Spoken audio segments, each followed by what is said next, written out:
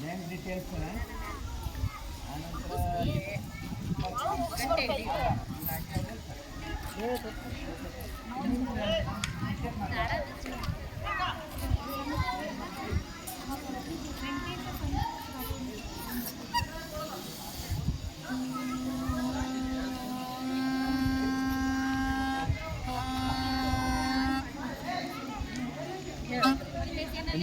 ಇಲ್ಲೇ ಮಾಡು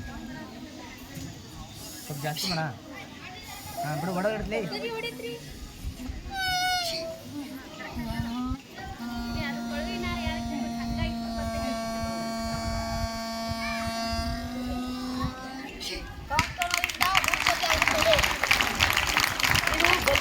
ಒಂದು ಪೈಪ್ನ ತಗೊಂಡಿದ್ರು. ಇಲ್ಲಿ ಇವ್ರು ಮಾಡಿರೋ ಪ್ರಯೋಗ ಏನಂದ್ರೆ ಶಬ್ದ ಕಂಪನಗಳಿಂದ ಉಂಟಾಗುತ್ತದೆ ಅಂತ. ಕಂಪಿಸುವ ವಸ್ತುಗಳಿಂದ ಶಬ್ದ ಉಂಟಾಗ್ತದೆ.